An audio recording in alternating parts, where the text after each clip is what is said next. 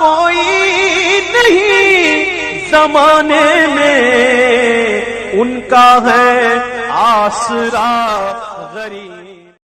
روزانہ کوئی نہ کوئی گھٹنا ہوتی تھی، کہیں کسی صحابی کو پکڑا، سارے لوگوں نے مل کے مارا، کیونکہ غریب تھے صحابہ۔ 13 سال تک یہ مصیبتیں برداشت کیا میرے آقا صلی اللہ علیہ وسلم نے مکہ مکرمہ میں، لیکن مجھے آپ بتا نہیں سکتے ان 13 سالوں میں کبھی بھی رسول کریم صلی اللہ علیہ وسلم نے اپنے ان اصحاب کو لے کر کے جنگ کا اعلان کیا ہو، 13 سال تک نہیں کیا۔ تو یہ مکی دور جو تھا وہ برداشت کرنے کا دور تھا۔ سوشل بائیکاٹ کیا اور آپ کے اصحاب کو آپ کے سامنے مارا، قید کیا، شہید بھی کیا۔ اب یہ تمام ظلم و ستم ہوئے، اللہ کا حکم ہوا، میرے آقا صلی اللہ علیہ وسلم نے کیا فرمایا؟ مکہ سے ہجرت فرما کر مدینہ تشریف لے آئے۔ مدینہ طیبہ چونکہ مکہ کی طرح نہیں تھا، وہاں کے لوگ نرم دل کے تھے، نرم طبیعت کے تھے، انہوں نے رسول کریم صلی اللہ علیہ وسلم کا استقبال کیا۔ اب وہ جل بھن گئے کہ ہمارے آنکھوں کے سامنے سے یہ صحیح سلامت نکل گئے، ہم ان کو مار نہیں سکے، اور مدینے میں جا کر کے یہ بس گئے ہیں اور کھلم کھلا ساری چیزیں کر رہے ہیں۔ تو یہاں پر مکہ والوں کی یہ جو جلن تھی، جو حسد تھی، ان کو کچھ نہ کچھ کرائم کرنے پر ابھار رہی تھی۔ بھی مکہ کے ڈاکو تھوڑے تھوڑے سے تعداد میں آتے، مدینے کے آس پاس جہاں کہیں صحابہ ان کو ملتے ان کو مار دیتے تھے۔ مجھے بتاؤ کیا یہ امن و امان میں خلل ڈالنے والے کو آپ برداشت کریں گے؟ پھر ہوا یہ کہ حضرت سعد بن معاذ رضی اللہ تعالیٰ عنہ جو انصار صحابہ کے سردار تھے، یہ مدینہ طیبہ سے مکہ عمرہ کے لیے گئے ہوئے تھے، طواف کر رہے تھے۔ ابو جہل آیا اور کہا کہ تم جو ہے محمد کو اور ان کے ساتھیوں کو پناہ دے کر کے رکھے ہو، تو تم کیا سوچتے ہو کہ ہم تم کو کھلے عام ایسی طواف کرنے دے دیں گے؟ اس نے کہا اے ابو جہل، روکنا ہے تو روک کے دکھا مجھے طواف، میں ایسی چیز سے تم لوگوں کو روکوں گا جو تمہارے لیے وبال جان بن جائے گی۔ وہ کیا ہے؟ پورے مکہ والوں کی تجارت کا جو راستہ تھا ملک شام، وہ مدینہ ہو کے ہی گزرتا تھا، مین سپاٹ پر تھے مدینے والے، اور اگر انہوں نے راستہ روک دیا تو مکہ کی ساری تجارت ختم ہو جائے گی۔ ابو جہل سب کو ورغلانے لگا کہ اب تو وہ ہمارے راستے کو بھی روکنے کی بات کر رہے ہیں۔ ابو سفیان جو ہے ان کو قافلے کا سردار بنا کر کے ملک شام تجارت کے لیے مکہ والوں نے بھیجا اور کہا پورے مکہ والے اپنے سامان تجارت جو کچھ بھی ہے سب لگا دو، اتنا نفع کما کر کے آؤں گا ملک شام سے کہ اس نفع سے ہم جنگ لڑیں گے، بہت بھاری بھرکم جنگ۔ اور افواہ پھیل گئی مکہ میں، ابو سفیان تجارت بھی کر چکا اور ساری نفع بھی کما چکا۔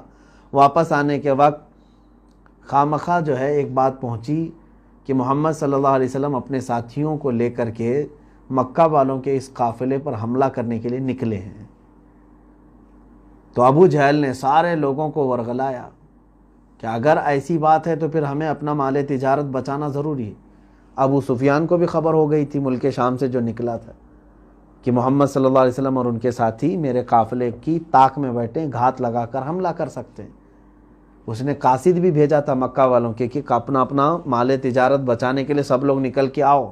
اب نکل کر کے وہ سارے لوگ آئے، ابھی زیادہ دور مکہ سے نہیں نکلے تھے کہ ابو سفیان نے وہ مدینے کا راستہ چینج کر کے ساحلی راستوں سے اپنے قافلے کو گزارا اور مکہ تک پہنچ گیا۔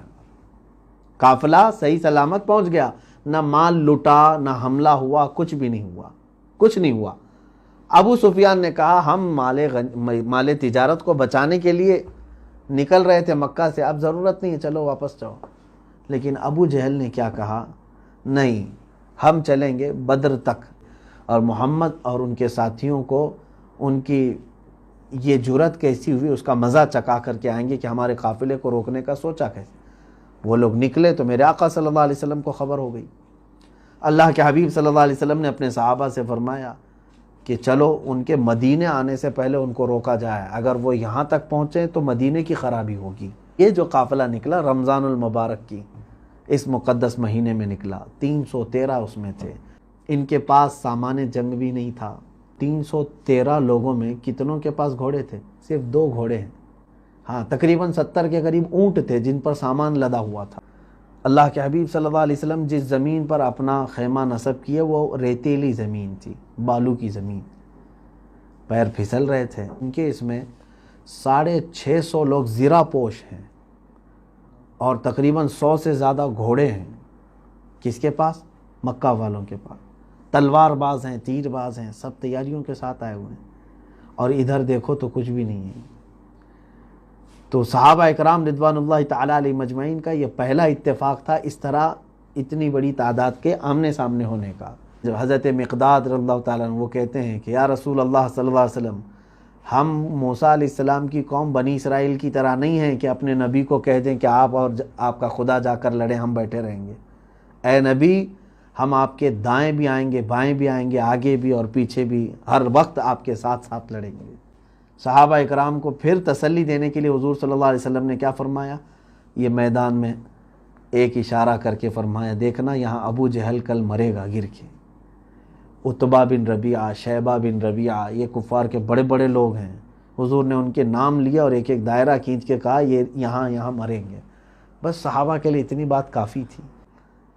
اب اللہ کے حبیب صلی اللہ علیہ وسلم نے رات کے وقت دعا شروع فرمائی اور رو رو کر کے دعا کرنے لگے اور یوں عرض کیا، اے رب ذوالجلال، تو نے جو اپنے ایمان والے بندوں کی مدد کا وعدہ فرمایا ہے وہ مدد آج تو نازل فرما، اور اگر یہ چند مٹھی بھر جماعت جو ہماری نکلی ہے ان کی اگر تو نے آج مدد نہیں کیا، مولا قیامت تک اس روئے زمین پر کوئی تیرا سجدہ کرنے والا نہیں ہوگا.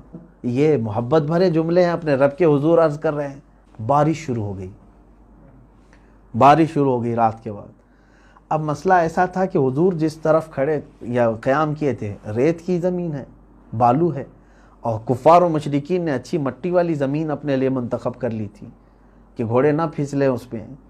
اب بارش آنے کے بعد ہوا یہ کہ ریت جم گئی، مضبوط ہو جاتی ہے، پانی گرتے ساتھ ہی ریت مضبوط ہو گئی اور مٹی والی زمین پورا کیچڑ ہو گئی. تو حضور صلی اللہ علیہ وسلم نے فرمایا یہ اللہ کی پہلی مدد ہے. اب رسول کریم صلی اللہ تعالیٰ علیہ وسلم نے دن کے موقع پر اپنے صحابہ اکرام میں سے 3 کو سب سے پہلے آگے بھیجا. اس میں حضرت امیر حمزہ رضی اللہ تعالیٰ عنہ، حضرت ابو عبیدہ بن جراح رضی اللہ تعالیٰ عنہ، تیسرے مولا کائنات شیر خدا علی مرتضیٰ رضی اللہ تعالیٰ عنہ. یہ تینوں میدان میں آئے. ان کے مقابل میں جو وہاں سے آئے تھے وہ بڑے بڑے پہلوان تھے، عتبہ بن ربیعہ، شیبہ بن ربیعہ اور ولید بن عتبہ. حضرت علی کرم اللہ وجہہ الکریم کے مقابل میں جو آیا وہ ایک ہی وار میں ختم ہو گئے بیچارہ. اور حضرت امیر حمزہ رضی اللہ تعالیٰ عنہ کے مقابل میں جو آیا اس کو بھی آپ نے فوری طور پر جہنم رسید کر دیا. حضرت ابو عبیدہ بن جراح کے مقابل میں جو آیا تھا اس نے حضرت ابو عبیدہ کو زخمی کر دیا تھا. آپ زخمی ہوئے لیکن حضرت علی رضی اللہ تعالیٰ عنہ فوراً پلٹ کر کے آئے، اس تیسرے کو بھی جہنم میں پہنچا دیا. کفار میں غلغلہ مچ گیا کہ بڑے بڑے 3 سردار ایک ساتھ چلے گئے، اور صحابہ میں اتنا بلند نعرہ لگا کہ زمین گونج گئی اللہ اکبر کی آواز سے. اس میں ہوا یہ کہ شیطان اپنی فوج لے کر کے ادھر بھی آیا ہوا تھا. یہ بھی روایت ہے، شیطان اپنی فوج لے کر کفار مکہ کے ساتھ ہے، اور وہ بھی انسان کی شکل میں آیا ہے. سراقہ بن مالک نام سے ایک شخص ہے، اس کی شکل میں شیطان آیا ہوا ہے لڑنے کے لیے. اللہ تبارک و تعالیٰ نے 3000 فرشتوں کو اتارا. کس کے لیے؟ اپنے نبی صلی اللہ علیہ وسلم اور صحابہ کی اعانت کے لیے، تعاون کے لیے. 3000 اتارے، اس کے بعد پھر 2000 آئے، 5000 فرشتے اترے. اور اس کے بعد ایسی لڑائی کہ صحابہ فرماتے ہماری تلواروں سے اس وقت سبزی بھی نہیں کٹتی تھی. کند تھی، مڑی ہوئی تلواریں تھیں، برسوں سے زنگ لگی ہوئی، سبزی کاٹنے کے برابر بھی نہیں ہوتی تھی، کیونکہ ہم جنگ کی تیاری سے آئے نہیں تھے. لیکن کمال کی بات ہے کہ ہم اگر لڑتے ہوئے کسی کافر کے قریب جاتے، ابھی ہماری تلوار اس کے گردن کے قریب ہوتی کہ گردن اڑ کر جا چکی ہوتی. نہ ہم نے مارا نہ محنت کی. قرآن میں اللہ نے وہ بھی آیت نازل فرمائی سورہ انفال میں. اللہ تعالیٰ فرماتے فَلَمْ تَقْتُلُوهُمْ وَلَكِنَّ اللَّهَ قَتَلَهُمْ. اے محبوب آپ فرمائیں ان کو کہ تم سب نے نہیں قتل کیا، ان کو اللہ نے قتل کیا ہے. ہاتھ تمہارا تھا، کام اللہ کا تھا. اب جو کفار مکہ لڑنے کے لیے بدر میں آئے تھے ان میں سے جو بعد میں ایمان لائے، انہوں نے کہا بدر کے میدان میں جب ہم لڑ رہے تھے عجیب و غریب لوگوں کو ہم نے دیکھا جن کو ہم نے نہ مدینے میں کبھی دیکھا تھا نہ مکہ میں کبھی دیکھا تھا. اور ان کی ہیبت ایسی تھی کہ جب وہ سامنے آتے تو ہماری تمام چیزیں ختم ہو جاتی، طاقت و قوت۔ حضرت عکاشہ رضی اللہ تعالیٰ عنہ ایک صحابی، وہ فرماتے ہیں میرے پاس کچھ بھی نہیں تھا، تلوار بھی نہیں تھی، کچھ نہیں۔ اللہ کے حبیب صلی اللہ علیہ وسلم کے پاس آیا اور کہنے لگا کہ یا رسول اللہ صلی اللہ علیہ وسلم، کیا میں خالی کھڑا رہوں؟ میرے بھائی دیگر مجاہدین لڑ رہے ہیں۔ حضور اکرم صلی اللہ علیہ وسلم نے فرمایا دیکھو تم بھی کوئی لکڑی اٹھا لاؤ۔ وہ کہتے ہیں کہ مجھے قریب میں ایک پڑی ہوئی لکڑی ملی، وہ لا کر کے میں نے حضور کے پاس پیش کیا۔ اللہ کے حبیب صلی اللہ علیہ وسلم نے اس پر اپنا ہاتھ پھیرا۔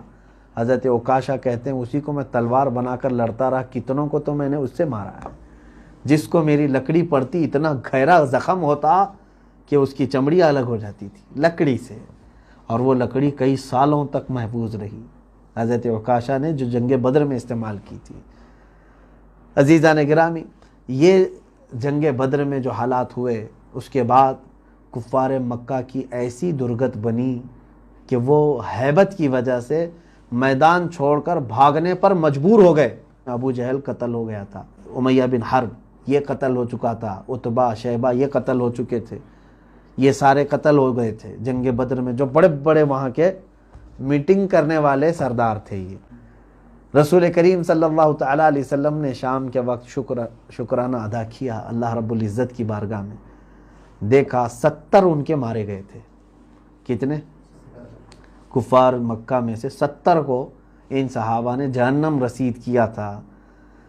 313 کا مقابلہ 1000 کے ساتھ، آپ سوچ سکتے ہیں کہ 3 گنا زیادہ اپنے۔ یہی ایمانی قوت ہے، ایمانی طاقت یہی ہے کہ تم خوف نہ کرو، اللہ کے بھروسے چلو، اور اللہ تعالیٰ تمہارا رعب ان کے دلوں میں ڈالے گا۔ انہوں نے 1000 کے ساتھ مقابلہ کیا اور 70 کو پہنچا دیا جہنم میں، اور 70 قیدی بن گئے۔ 140 اور پورا ساز و سامان ان کا سب میدان میں بکھرا ہوا، وہ مال غنیمت ہے، صحابہ کے لیے آیا، اور باقی سب جان بچا کر بھاگنے پر مجبور ہو گئے، چلے گئے۔ اللہ کے حبیب صلی اللہ تعالیٰ علیہ وسلم نے ساری لاشوں کو جمع کیا، جس کی مل سکی ان کو سب ایک گڑھے میں ڈال دیا، اور اس کے بعد حضور نے ایک خطبہ دیا ان کے سامنے، اور کہا کہ اے لوگو، کیا میں تمہارے پاس رسول بن کر کے نہیں آیا تھا؟ کیا میں نے جو باتیں کہی تھی وہ سچ ثابت نہیں ہوئی؟ کیا تم اب نہیں دیکھ رہے ہو کہ حق کیا تھا؟ صحابہ اکرام نے دیکھا کہ حضور کس سے بات کر رہے ہیں۔ رسول کریم صلی اللہ تعالیٰ علیہ وسلم سے صحابہ نے پوچھا آقا یہ جو بدر کے مشرکین جو مارے گئے آپ ان سے خطاب کر رہے ہیں؟ کہا ہاں۔ کہا سن رہے ہیں وہ؟ حضور پاک صلی اللہ علیہ وسلم نے فرمایا ہاں، تم سے جو زندہ ہیں ان سے زیادہ وہ سنتے ہیں، ان کو سب سنائی دے رہا ہے۔ حتیٰ کہ حضور کی دوسری ایک حدیث میں ہے، میرے آقا صلی اللہ علیہ وسلم نے فرمایا مردہ چلنے والے کے چپل کی آواز تک سنتا ہے۔ تم چپل کی آوازیں نہیں سنو گے، لیکن اس کو چپل کے چلنے کی چرچراہٹ کی آواز بھی آتی ہے۔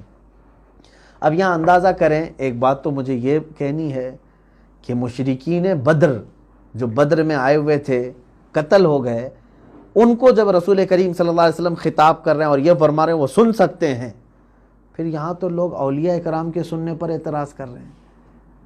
کیا اولیاء اکرام قبروں میں نہیں سنتے؟ میرے عزیزو، اگر وہ نہیں سنتے اور مومنین نہیں سنتے تو کبھی ہم کو یہ نہیں کہا جاتا تھا کہ جب بھی قبرستان جاؤ تو یوں کہو السلام علیکم یا اہل القبور۔ ہم کو یہ سکھایا گیا نا، اے قبروں والو تم پر سلامتی ہو۔ ارے جو سنی نہیں رہا ہے اس کو اے کہہ کر کے پکاریں گے ہم؟ وہ سن رہے ہیں اور جواب بھی دیتے ہیں۔ یہ اور بات ہے کہ وہ برزخ میں ہیں، ان کی آواز ہم تک نہیں آتی۔ بہرحال اب مسلمانوں کا اس میں کیا نقصان تھا؟ بس یہ ہے کہ 14 صحابہ اکرام شہید ہوئے تھے۔ 70 کے مقابل میں 14 کی تعداد بہت کم ہے۔ 14 صحابہ اکرام رضوان اللہ علیہم اجمعین جام شہادت نوش فرمائے، جس میں سے 13 تو وہیں پر انتقال فرما گئے تھے میدان میں۔ 14ویں حضرت ابو عبیدہ بن حارث رضی اللہ تعالیٰ عنہ راستے میں جن کا انتقال ہوا۔